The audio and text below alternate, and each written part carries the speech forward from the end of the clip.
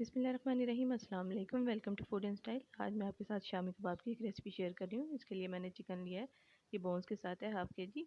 200 ग्राम चने की दाल है जिसे 2 घंटे के लिए भिगो दिया था और पानी निकाल के शामिल कर दिया है। एक प्याज है दरमियाने साइज़ की, 2 इंच का अदरक का टुकड़ा है और 8 से 10 जवे लहसुन के हैं। 1 टीस्पून इसमें सुरख मिर्च है, 1 टीस्पून नमक है, 1 टेबलस्पून धनिया पाउडर है, 1 टेबलस्पून गरम मसाला है, हाफ़ टी स्पून हल्दी है और 10 से 12 इसमें साबुत लाल मिर्च है।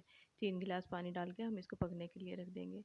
हम इसको पहले 10 से 15 मिनट के लिए दरमियानी आंच पर पकाएंगे और फिर बिल्कुल हल्की आंच पे इसको दाल गलने तक पकाएंगे।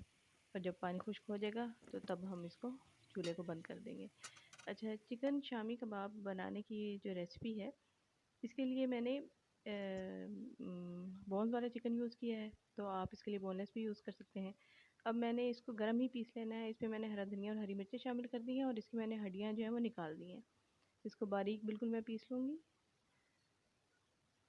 ये पीस लिया मैंने इसको और एक अंडा इसमें शामिल कर दिया।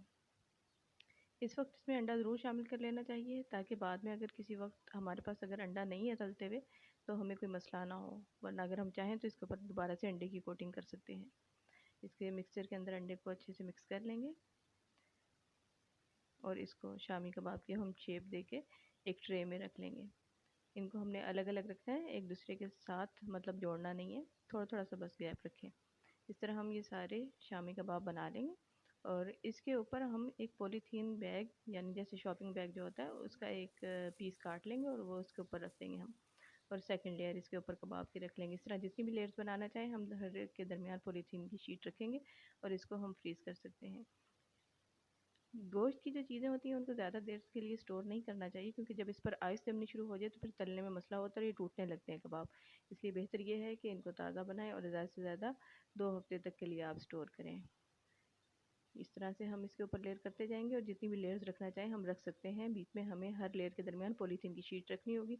जब फ्रीज़ हो जाए तो हम किसी ज़िप-लॉक बैग में इसको स्टोर कर सकते हैं। उम्मीद है कि रेसिपी आपको अच्छी लगी होगी। रेसिपी अच्छी लगी हो तो लाइक और शेयर ज़रूर करें और चैनल को सब्सक्राइब करना ना भूलिएगा। अल्लाह हाफ़िज़।